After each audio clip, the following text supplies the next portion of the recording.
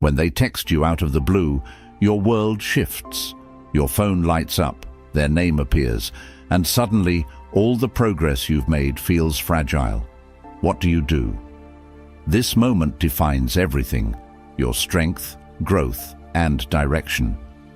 Let me tell you something important.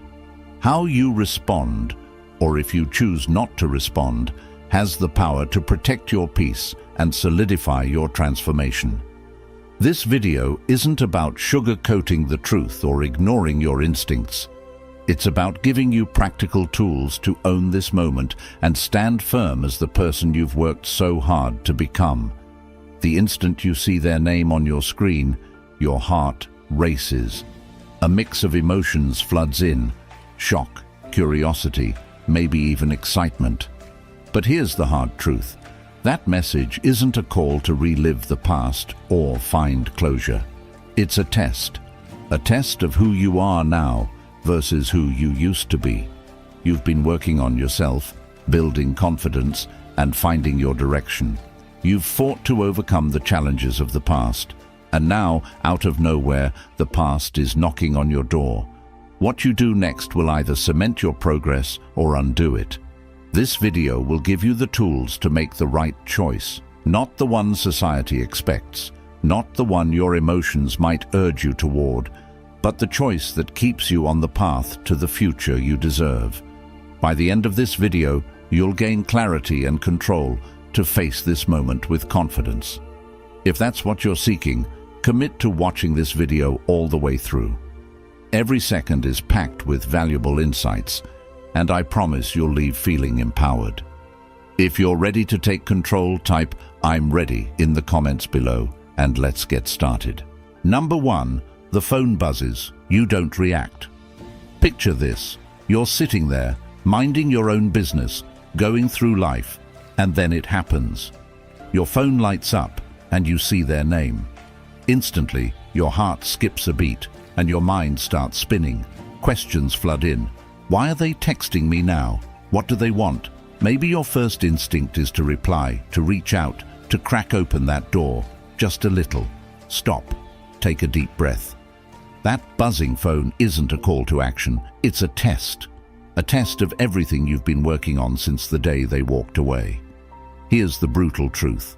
How you handle this moment defines your progress more than anything else. Do you really want to let their text dictate your emotions? Do you want them to have that kind of power over you again?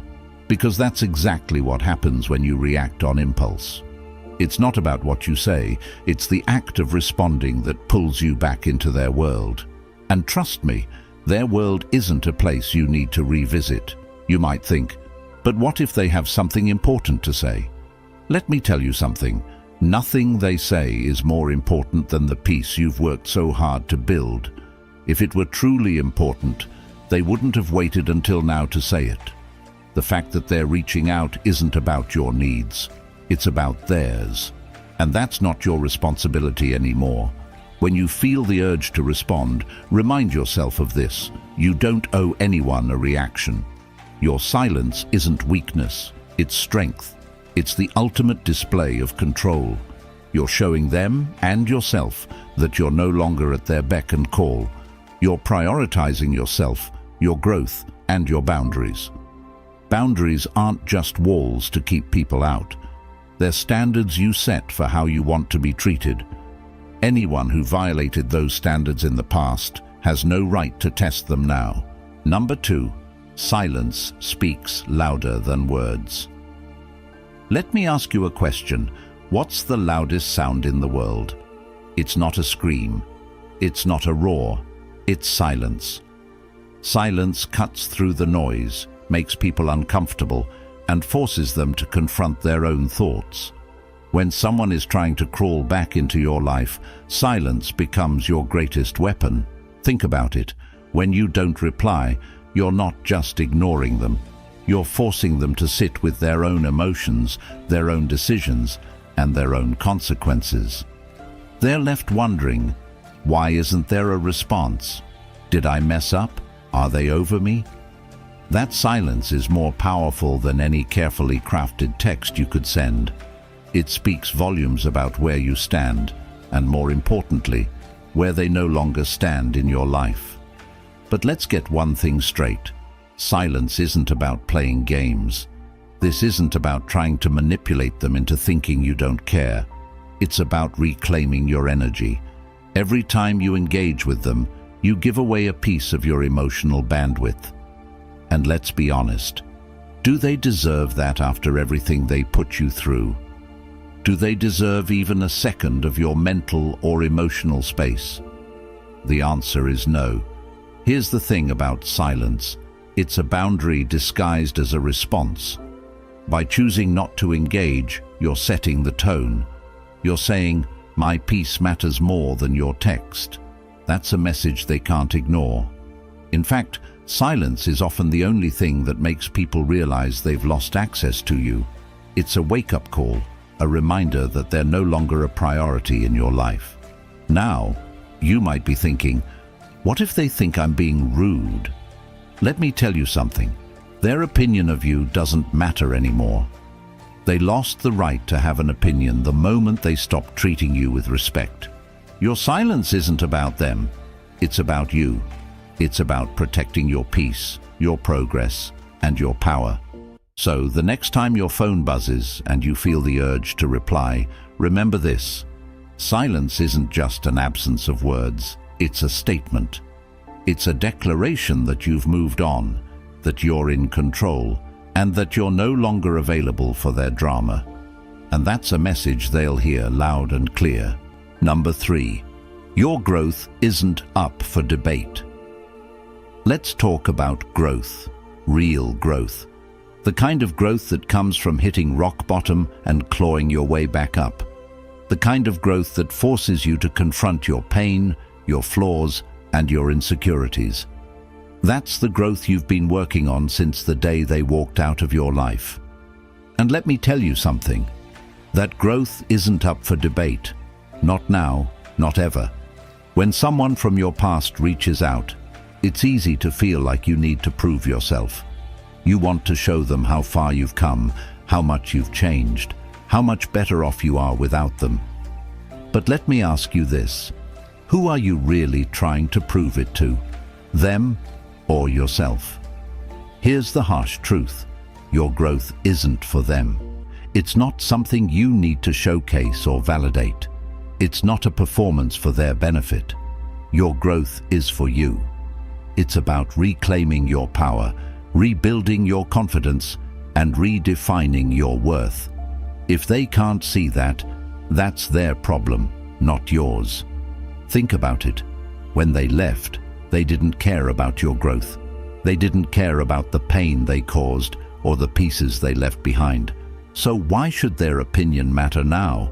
Why should their text hold the power to make you question everything you've worked so hard to achieve? Your progress isn't just about where you are now. It's about the journey it took to get here. The sleepless nights, the hard conversations, the moments when you wanted to give up but didn't. That's what matters. That's what defines you. Not their text, not their approval, not their opinion. And let's be clear, the fact that they're reaching out says more about them than it does about you. It's a sign that they've noticed your growth, even if they won't admit it. But that doesn't mean you owe them an explanation. You don't owe them anything. So when you see that message and feel the urge to prove yourself, stop. Take a step back and remind yourself of this. Your growth isn't up for debate. It's not something you need to justify or defend. It's yours, and yours alone. And no text, no call, no message can take that away from you. Number 4. Closure is a myth. The idea of closure is one of the biggest lies we've been sold in relationships. You've probably heard it before. You need closure to move on. People make it sound like some magical conversation will wrap everything up in a neat little bow, heal all your wounds, and make you feel complete. But let me tell you the truth about closure. It doesn't come from them. It never has, and it never will. Closure isn't a gift someone gives you. It's a decision you make for yourself. Waiting for closure from someone else is like waiting for a storm to apologize for ruining your day. It's not going to happen. Think about it. The same person who caused you pain, confusion, and heartbreak is supposed to give you clarity. That's not how it works. If they had the capacity to give you peace, they wouldn't have caused the damage in the first place. Now, I know what you're thinking, but if I could just talk to them one more time, maybe I'd get the answers I need. Let me stop you right there. The answers you're looking for won't come from their words. They'll come from your own acceptance of what happened. Closure isn't about getting their perspective or understanding their reasoning. It's about deciding that their actions, their explanations, and their intentions are no longer relevant to your life. Seeking closure from someone else gives them power over your healing. It puts your emotional well-being in their hands. And why would you give that kind of power to someone who couldn't even handle the responsibility of being in a relationship with you? Closure isn't about their apology, their explanation, or their regret. It's about you reclaiming your narrative. When you realize that closure is something you create for yourself, you free yourself from the cycle of needing their validation. You stop waiting for the conversation that will never come, and you start focusing on what really matters: your growth, your peace, and your future. So, the next time you find yourself wanting closure, remember this. You don't need their words to heal. You just need to decide that their chapter in your life is over. Number 5. Their reasons are irrelevant. Why did they text me? That's the question you can't stop asking yourself, right? You see their name pop up and your mind starts racing. Do they miss me? Do they regret what happened? Are they trying to make things right? Stop. Stop right there, because their reasons for reaching out don't matter at all. Let me repeat that. Their reasons are irrelevant. It doesn't matter if they're texting you because they're lonely, bored, or feeling nostalgic. It doesn't matter if they miss you, want closure, or are trying to rekindle something. None of that changes what you've been through or where you are now. Their reasons don't define your reality. Your response, or lack of one, does. When you start analyzing their motives, you're giving them a level of importance they don't deserve. You're allowing their intentions to take up space in your mind, a space that's precious. That space belongs to you, your growth, and your peace, not to someone who walked away when things got tough. Think about this. Why do you need to understand their reasons? What does it really change? Let's say they texted you because they miss you. Does that suddenly erase the pain they caused? Does it undo the nights you spent questioning your worth? No, it doesn't. Or maybe they reached out because they're bored. Does that make you feel any better? Probably not. Whatever their reason, it doesn't change what happened between you. And it certainly doesn't change the fact that you've been doing just fine without them. Here's a hard truth. Their reasons for texting you have more to do with them than with you. Maybe they're feeling guilty and want to ease their conscience. Maybe they're nostalgic and want to relive the good times. Or maybe they're just testing the waters to see if they still have access to you. But none of that matters. What matters is how you choose to protect your progress and maintain your boundaries. So, when you find yourself overthinking their motives, remind yourself of this. Their reasons are irrelevant. The only thing that matters is your response.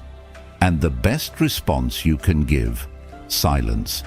Because that silence speaks volumes. It says, I don't need to know why you're reaching out. I've already moved on. Number 6, don't confuse nostalgia with progress. Nostalgia will have you sitting there, scrolling through old photos, replaying happy memories in your head and thinking, maybe it wasn't so bad. Maybe we could work things out. But let me tell you something. Nostalgia is not the same as progress. Just because you're remembering the good times doesn't mean you should forget the reasons it ended. Nostalgia is dangerous because it's selective. It only shows you the highlight reel, the best moments, the laughter, the intimacy. It conveniently leaves out the arguments, the tears, and the nights you felt alone, even when they were right next to you. Nostalgia is like a trailer for a movie you've already seen. Sure, the trailer looks great, but you know how the story ends, and it's not worth watching again. Here's where people get caught up. They mistake nostalgia for progress. They think that just because they can remember the good times without feeling angry or bitter, it means they're ready to revisit the relationship. But let me ask you this. Is moving backward really progress? Is reopening old wounds really a sign of growth? Of course not. The truth is, nostalgia is a test. It's a reminder of what was, but it's also a challenge to focus on what is and what could be. It's easy to romanticize the past, but don't let that pull you away from the present. You've worked too hard to get to where you are now. Don't throw it away for a relationship that didn't value you the first time around. When you feel nostalgia creeping in, take a step back and remind yourself of the whole story, not just the good parts, but the hard parts too. Remember the lessons you learned, the growth you experienced, and the person you've become since then. That person deserves better than to be dragged back into the past. And here's the kicker. The fact that you're feeling nostalgic doesn't mean you should act on it. It's okay to remember the good times. It's okay to appreciate the moments that made you happy, but don't confuse those memories with a reason to go back. Nostalgia is a reflection of where you've been, not a roadmap for where you're going. So, honor the past, but keep your eyes firmly on the future. Number 7.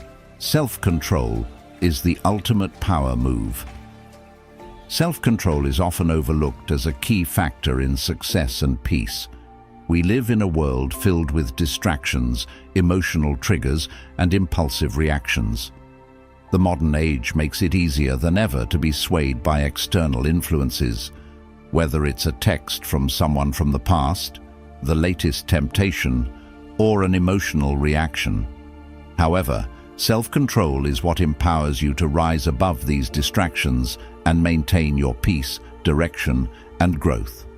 When someone from your past reaches out, your initial reaction might be to feel pulled back into old patterns, doubts, and unresolved emotions. That message can stir up feelings of uncertainty, nostalgia, and even regret. But here's the key. Self-control isn't about denying those feelings. It's about managing how you respond to them. Think of self-control as a muscle that you've been strengthening through time. Every time you receive a message that threatens your peace, you have a choice: react emotionally or act consciously. The temptation to respond out of frustration, fear, or anger is normal, but indulging those emotions only gives them more power over you. When you practice self-control, you pause before reacting. You don't allow yourself to be ruled by your immediate impulses.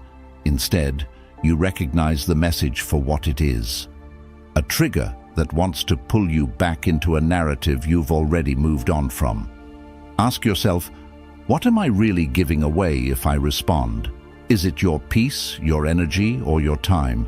What will you gain from engaging in this conversation? More often than not, the answer is usually nothing that serves your growth or well-being. Self-control gives you the strength to not only resist the temptation to engage, but also to maintain your focus on what truly matters: your goals, your peace, and your future. When you develop this self-control, you realize that you don't need to react to every external stimulus. You've cultivated a stronger, wiser mindset that knows its value and isn't swayed by others' attempts to disrupt it. Imagine the power that comes from not reacting impulsively. Instead of being driven by emotions, you act deliberately and intentionally. You recognize that the best way to handle their message is to choose silence or a measured response that aligns with your peace and well-being. Self-control is a form of freedom. It's not about suppressing your emotions, but mastering them. It's about realizing that you're in control of your responses, your energy, and your peace. And once you take full responsibility for these things, you become unstoppable. So, next time you receive that message, ask yourself, what kind of person do I want to be? Am I reacting out of fear, or am I acting with purpose? The answer to that question will determine whether you continue to grow or whether you let distractions like these hold you back. Self-control isn't a sacrifice, it's a superpower, and with it, you'll find that the things that once triggered you lose their power over time. Instead of being ruled by external forces, you'll be guided by your purpose, your peace, and your progress. Number 8.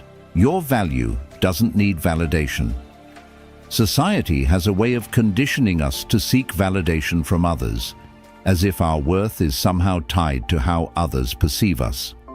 Whether it's through the approval of friends, family, or past relationships, we're often led to believe that if someone doesn't recognize our value, we must not be as valuable as we thought.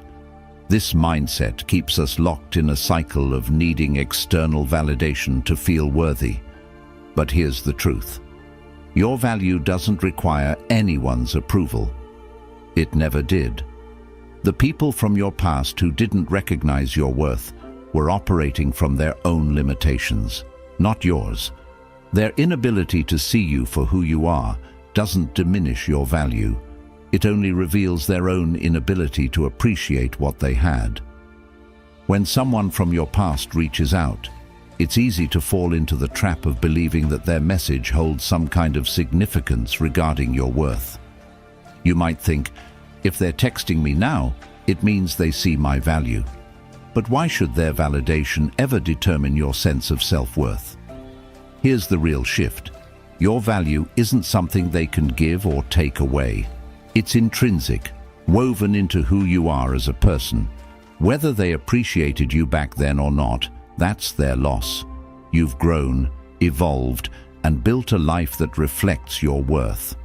Their reaching out isn't a measure of your value. It's often more about their curiosity, regret, or the realization that they missed out. Think of it this way. You're like a masterpiece hanging in a gallery. Some people walk right past you, unaware of the brilliance you hold. Others may glance, admire, and understand your worth right away. But does your value change depending on who recognizes it? Number 8, masterpiece remains a masterpiece, regardless of who acknowledges it. So do you. When you see that message from your past, don't allow it to become a measuring stick for your worth. The right people, the ones who truly value you, will see your worth without question. You don't need to prove anything to anyone. The validation you seek is already within you. Remind yourself of this. I don't need their validation to feel worthy. I've always been enough. Say it out loud, write it down, and repeat it until it becomes your truth. The sooner you internalize this, the sooner you'll stop seeking approval from those who missed the opportunity to recognize your worth. Their message isn't about you, it's about them and their need for closure or validation. Don't give them that power. Your value remains intact, whether they see it or not. And once you realize this, their opinion starts to matter less. Number 9, be ruthless in protecting your peace. Peace is one of the most underrated aspects of life, yet it holds immeasurable value. In a world that often glorifies success, validation, and external recognition, many overlook the importance of inner peace. People chase after love, approval, and material achievements, often forgetting that peace of mind, the one thing that truly matters, gets sacrificed in the process. Once you've found your peace, protecting it becomes non-negotiable. Because here's the thing, once you lose your peace, it's not easy to get it back. The moment someone from your past reaches out, they might not be aware of the ripple effect that simple text could create. It stirs up old emotions, reopens wounds, and disrupts the calm you've worked so hard to cultivate. Protecting your peace isn't about shutting people out or building walls. It's about setting clear boundaries and enforcing them unapologetically. Boundaries aren't selfish, they're essential. They ensure that your emotional well-being remains intact. The people who respected your peace wouldn't have left in the first place, so why let those who contributed to your struggles back into your life? When someone from your past sends that message, ask yourself, is responding worth sacrificing my peace? Is responding worth reopening old wounds that I've already healed? More often than not, the answer is no. Their message isn't about seeking connection, it's about disrupting the peace you've worked to create. Think of your peace like a garden. It takes years of effort to cultivate, to weed out negativity, plant seeds of growth, and nurture your mental and emotional well-being. Are you really going to let someone who walked away from your life come back and trample all over it just because they've decided to show up uninvited? Of course not. So when you receive that message, remind yourself, my peace is priceless. It's the foundation of my happiness, my growth, and my future. Protecting my peace is essential, not selfish. If you need to, write it down, repeat it aloud, and remind yourself every time you're tempted to respond. The more you value your peace, the more it becomes a non-negotiable part of your life. Number 10. Expect the trap and sidestep. Let's be real. There's a trap waiting for you, and once you spot it, you can sidestep it every time. Their text isn't random or innocent. It's designed to pull you back into their world, their emotions, and their timeline. They aren't reaching out to check in or reconnect for your benefit. They're doing it for their own reasons. Whether it's seeking validation, curiosity, or a chance to regain control, they want to see if they still have a place in your life. The traps come in many forms, but they all have the same goal: to provoke a reaction from you. The guilt trip is a classic one. I've been thinking about us. I just feel so bad about how things ended. The nostalgia bait follows. Remember when we went to insert memory? And let's not forget the flattery bomb. I've never met anyone like you. You were the best thing that ever happened to me. At first glance, these messages might seem harmless, maybe even sincere. But here's the hard truth. They're not. They're carefully crafted attempts to stir your emotions, get a response, and pull you back into their orbit. Once you engage, you're giving them control. You're stepping back into a cycle they're trying to revive. Here's what you need to understand. These traps aren't about you. They're about them.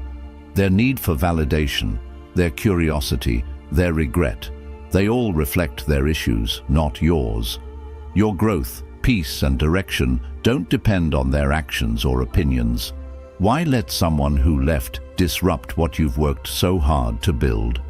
To sidestep these traps, awareness is key. The next time you see a message that tugs at your heartstrings, ask yourself, what's their endgame?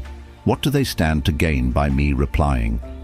If you look at their message through that lens, you'll start to see the trap for what it is.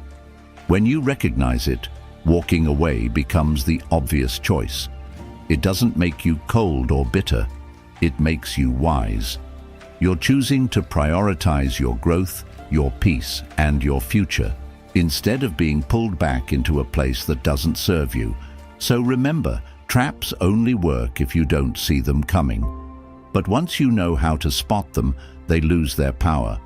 And when you sidestep them, you're stepping into a stronger, more empowered version of yourself. Number 11, action over reaction. Let me ask you a simple question. What are you building right now? Maybe it's your career, your health, your passions, or your future. Whatever it is, I want you to hold that vision in your mind. Picture it clearly, and let's build from there. Now, let me ask you another question. Does their text help you move closer to that vision, or does it distract you from it? Here's the truth. Most people get this wrong.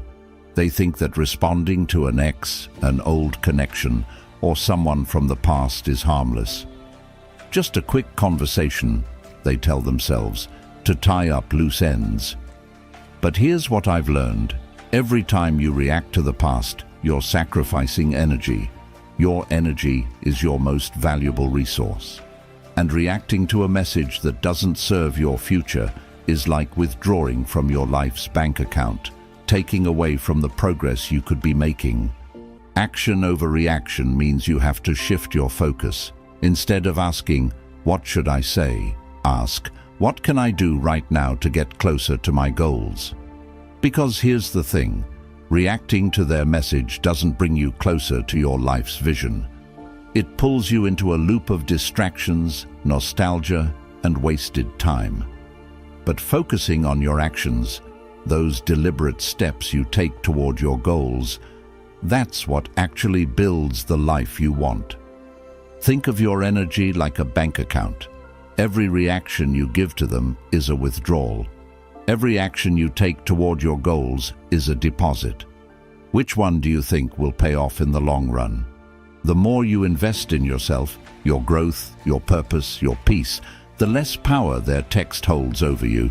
The key is to redirect your energy into something productive. Hit the gym, work on your side hustle, call a friend who lifts you up. Anything that reminds you of the life you're creating, because the best response to the past is progress. Every step forward you take sends a message they can't ignore. It says, "I've moved on, I'm thriving, and I don't have time for distractions." So the next time you feel tempted to respond, redirect that energy. Ask yourself, what's more valuable, my growth or this temporary distraction? The choice is clear. Number 12, you're already winning. Let's start with this. The fact that they're texting you at all is proof that you've already won. Think about it. If they were truly at peace with how things ended, if they were truly happy with where they are now, they wouldn't be reaching out. Their message isn't about checking on you, it's about checking your temperature. They want to know if they still have access to you, if they still matter to you, and that's not your concern. The truth is, your growth has caught their attention, whether they admit it or not. They can see that you're doing better without them, and that bothers them.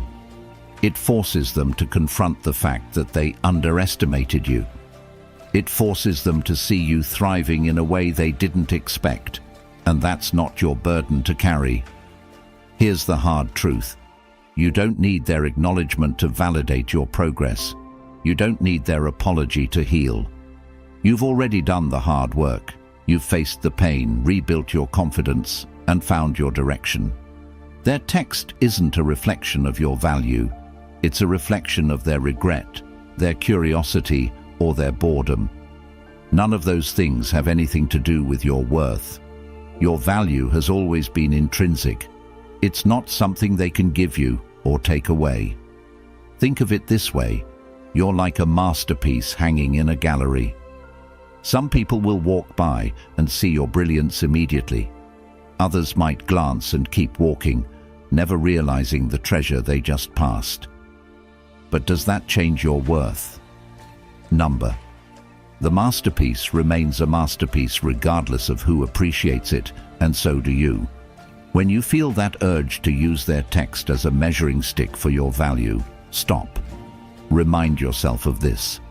I don't need their validation. I've always been enough. Say it out loud if you need to. Write it down. Repeat it until it sinks in. Because the sooner you internalize that truth, the sooner you'll realize their opinion doesn't matter. Not now, not ever.